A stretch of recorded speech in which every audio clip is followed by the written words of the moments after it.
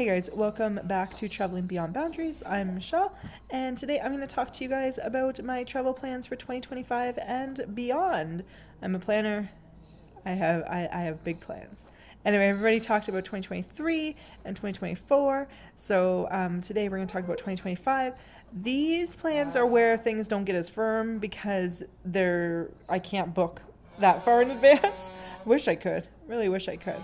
Um, but yeah, so in the 2024 video, I believe I talked about how we are planning on doing like Europe or a bigger cruise in summers, and then a North America, probably either a Western or a Mexico or something like that, Caribbean, Western Caribbean or Mexico cruise every Christmas time. So that's kind of our plan. We're going to rotate between that. And so summer 2025, our plan is most likely going to be the UK, which is 11 or 12 nights, and then Alaska, which will be another 14 nights. So UK in July and then Alaska in August. We'll see if we end up doing both. That's kind of what I want to do. I've never really wanted to do Alaska. I was kind of like, I'll do Alaska on like Disney because I don't really want to do Alaska, but I feel like I need to do it once. And so I was never really interested in it. And then we've been binge watching. We've been sick for like 2 months now. I feel like I sick at home more often than I'm working, and so we have been binge watching Parodj, Parodejay,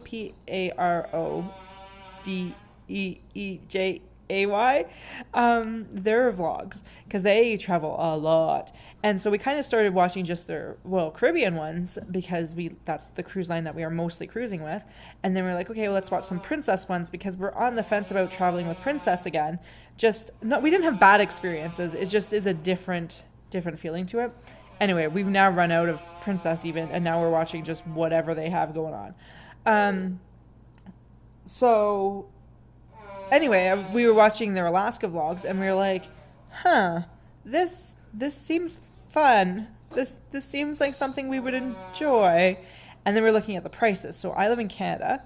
So we would sail out of Vancouver, and flights to Vancouver are really cheap. And plus, I have the WestJet, RBC WestJet World MasterCard, World Elite MasterCard, something like that. So I earn points for flights. So I might not even be paying for flights to go to Vancouver.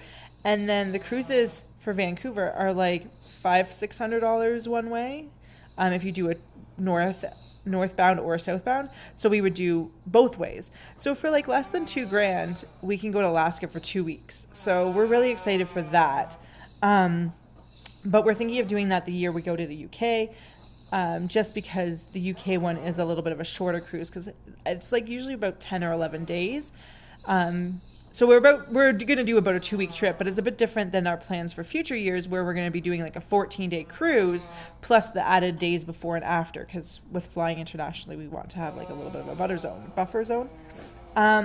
So anyway, so yeah, that's our plan. I don't know if you are watching, but Bryony lives in the UK, and we are going to attempt to get as close to her as possible, so we can meet up with her. That's kind of the plan. But anyway, so even the UK, we're not sure because we're going with Royal this summer. Not this summer. We are going this summer, but the one okay. Anyway, we are going with Royal. Oh, I wrote on my hand a bunch of ideas at like 3:00 in the morning, and my pen never washes off.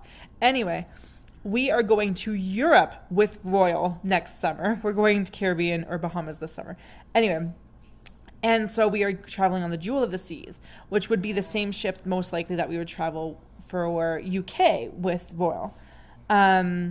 Royal leaves from Amsterdam, which is where we're going for Norway.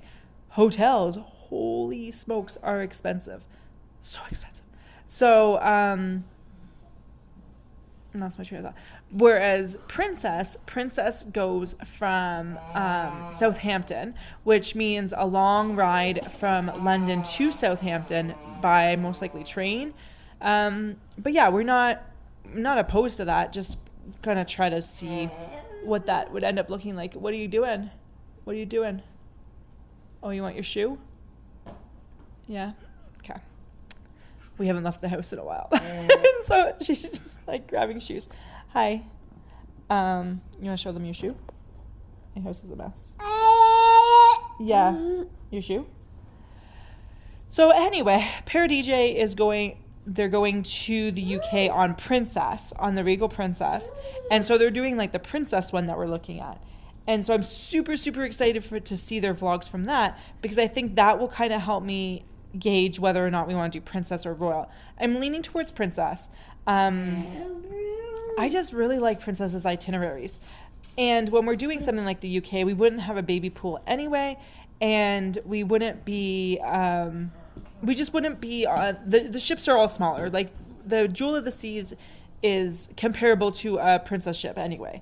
So it's a bit different than doing, say, like the Caribbean, where it's like, well, we can go on a ship that has a baby pool. We can go on, anyway, we might be doing a Caribbean without a baby pool. Anyway, I'm saying anyway, and so a lot. Sorry.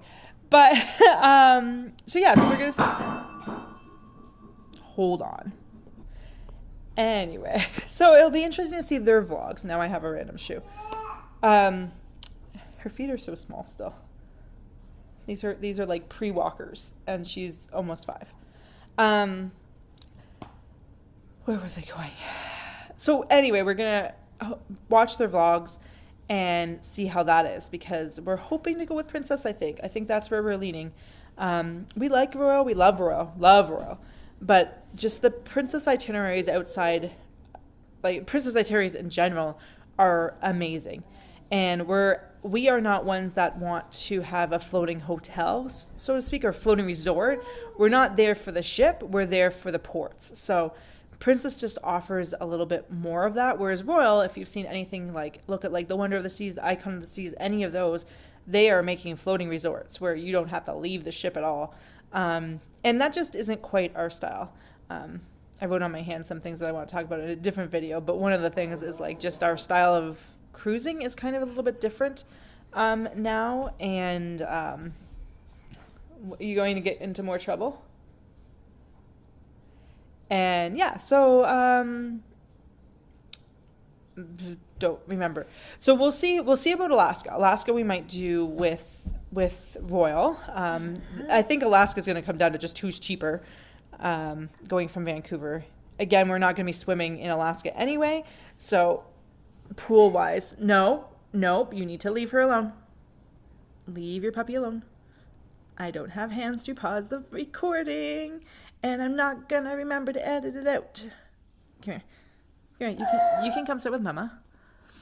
So 2025, probably UK and Alaska, probably. And then 2026, I really want to do Spain and Portugal. We might do Spain and Portugal 2025, depending on what itineraries are out for Princess and Royal. Royal has a really nice one, Spain and Portugal, on, I want to say Symphony of the Seas. And so that does have a baby pool, which I don't know when Emrys is going to toilet train, if ever. But Spain and Portugal would be a good one to do on like Symphony. I think Symphony of the Seas is an Oasis class ship, so they would have a baby pool. I know they have a baby pool. I just can't remember what class ship they are.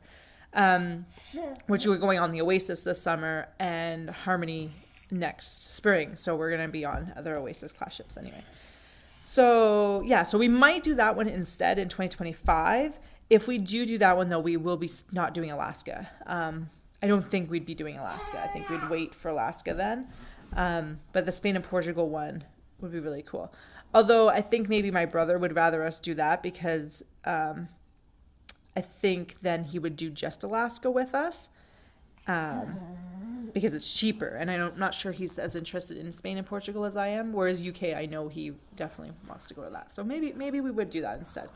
Anyway, then 2026, my plan is to do a giant. How big is Emrys? So big. Do you see yourself? Aren't you cute? So cute. Now that you're not going to listen to me, not that you probably listen to me anyway, but now you just can focus on her. But 2026, no, 27. That's crazy. Yeah, so 2025, possibly Spain and Portugal, possibly UK, possibly Alaska. 2026 will be the opposite of whatever we do in 2025. 2027, we are going to do a giant Mediterranean. It's a 21-day Mediterranean with Princess is my plan. Yeah. Yeah. It goes to Spain, Portugal. No, Spain for sure, not Portugal because we're not going on that side. Gibraltar, Turkey, Greece, Italy. The Spain and Portugal one might go to Italy too. I'm not sure. Yeah, so that's a huge one that we're super excited for. So that one, like I said, is 21 days. Really excited for that one. That would not be with a baby pool, which is why we are gonna wait until Emrys is hopefully toilet trained. She'll be 9, so maybe. And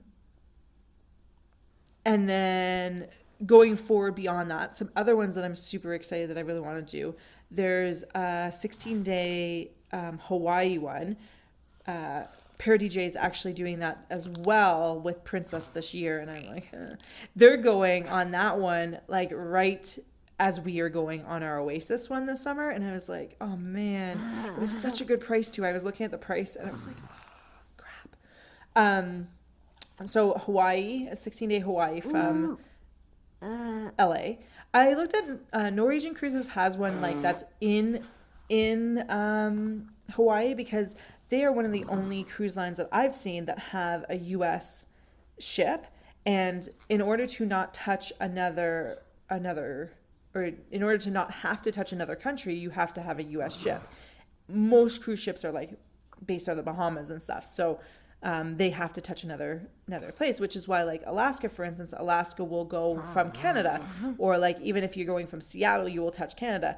If you're doing Hawaii, you are going to touch Mexico because they legally have to. I can't remember the law, but there's some law that says they have to touch. So I looked at the ones that go from Hawaii and are just in Hawaii because you hit up a bunch of different ports, but flights and stuff like that to get to Hawaii are really expensive. So I'd much rather just sail, and the cruise itself is a lot more expensive. Whereas Princess, the 16-day one is reasonably priced, and then you have a lot of sea days, which again, waiting until she's a bit older so hopefully she can go in the pool, and well, in general, if we figure things out with her, maybe we don't have to go in the pool, but anyway, I'm distracted by her. So you have a lot of sea days, but the price is a lot better in general, and it's a 16-day, and it's with Princess is who we would be going with. Another one with Princess that we want to do. This is where Princess wins out for itineraries. There is a Greenland Iceland cruise that we want to take because that would be amazing. I've looked at the ones that it used to be called the Top of the World cruise, where you'd go from New York to London, but one-way flights are really expensive. That's an anchor that I didn't finish anchoring. My halfway house of like stuff that's not done, like not painted and whatnot. Anyway, so I looked at the Top of the World cruise, but one-way flights are really expensive. So it kind of made more sense to do just like we fly to London. I think it leaves from London, and we do Alaska, Greenland, Iceland. I think it's called like the Fire and Ice tour cruise. So that would be really, really fun. And then the Baltic cruise is another one we want to do. So we are doing Norway this in summer 2024. And so that will be hitting up Norway, obviously. But the Baltic cruise does, I think, Norway, Sweden, Finland, Estonia, Germany, Denmark. I think that might be it. There might be more. Oh, Poland. I think Poland. So it hits up a bunch of different ports. And I think that one's a 21-day as well. That one is a little bit higher up in price. But it used to be Scandinavia and Russia, but we know how that's going. Yeah. So our plan kind of is going forward. So those are the ones, and then eventually we might do Japan. Japan's a bit of a harder one just because of flights, and I really want to do Australia, New Zealand, but again, flights. And there's some that leave from like Singapore. I really want to go to Singapore. But again, flights, they're long, they're expensive, they're long. I've been that way before. It is a little long. So we'll see. There might be some other ones, but right now those are what we're focusing on. So like I said, our plan is summer, do 2+ weeks internationally, Europe and whatnot. Did you just pee all over me? No. And then in Christmas time, we're going to stick with Mexico, Caribbean, that kind of thing. Princess has a cool one that I'm like, man, if I didn't have one booked for this Christmas, I would book it. And it goes, it's a Western Caribbean mixed with a bit of Panama. So you go to like Colombia and you go to the Panama Canal. You don't go through it, but you go by it. They also have one that goes from Fort Lauderdale to LA, and that one you go through the Panama Canal. So that one would be a fun one too. That one's a 10-day over Christmas or over New Year's. Those were the two that I was like, oh, hopefully. But right now, Princess does not have their itineraries out for 2024 yet for December, which is really frustrating because almost every other line I've seen does. So we're kind of just waiting for that because Royal is like, we're either going to do a Western or Mexico, and the 7-night ones are kind of expensive. Whereas Princess were like mostly 10 and 11 days that we were looking at for the same price or cheaper. Like I think the 10-day was like $800 Canadian than with Royal. But anyway, so that's kind of where we're at. So many cruises. I'm so excited. My daughter is going to see the world and it's going to be awesome. So, so that kind of wraps up our cruise plans. Basically, there's a lot of cruises planned. And we originally were planning on doing just one cruise a year, but now I can't cruise just that. I can't. And we also weren't planning on doing Europe until like, 2026, 7, 8, like when she was older. But now we're like, no, let's just go. I can't just sit around doing Caribbeans for the same prices as Europe. So flights are more, but again, that WestJet MasterCard, I get one companion voucher a year. So my daughter will fly for, I think it's like $120 Canadian plus the $500 million of fees. But still significantly cheaper, especially when we're doing Europe. And WestJet flies direct to London. So that's one that we're probably kind of leaning towards doing from London with Princess instead of Amsterdam from Royal. But KLM is who I flew with when going to Bulgaria, and they were amazing. And they have a direct from Calgary to Amsterdam. So that's probably who we're leaning towards flying with next summer. But that obviously doesn't help me with companion voucher cheap flights. But I'm probably going to use my this year companion voucher on flying to LA this Christmas. So, but then it's going to reset. So who knows? I don't know what I'm doing. So anyway, let me know in the comments below what cruises. Do you have any cruises planned? Is there anything that you've heard me talk about that you're like, ooh, I might want to do that? Do you have any experience with Princess in Europe and Royal in Europe and want to share that with me? I'd love to hear. And if you have any questions, let me know in the comments below. That's still a thing, right? Like and subscribe. I promise I'm going to do real videos eventually. But life is in my living room right now. But we are leaving. We're leaving. This video is being pre-recorded, but we are leaving and going for one whole hotel night stay. I'm insanely excited. But anyway, cruising. Just want to book all the cruises. And I added up all the cruises I have in the next year because summer cruises final payment is in April. And I owe a lot of money. So I got to stop booking cruises, except for the one for Christmas 2024. I can book that one. And then I'm not booking anything until fall because that's when the summer 2025. Is that where we're at? Yeah, 2025 cruises will come out. But anyway, thanks for watching, and I will see you guys later. Bye, guys.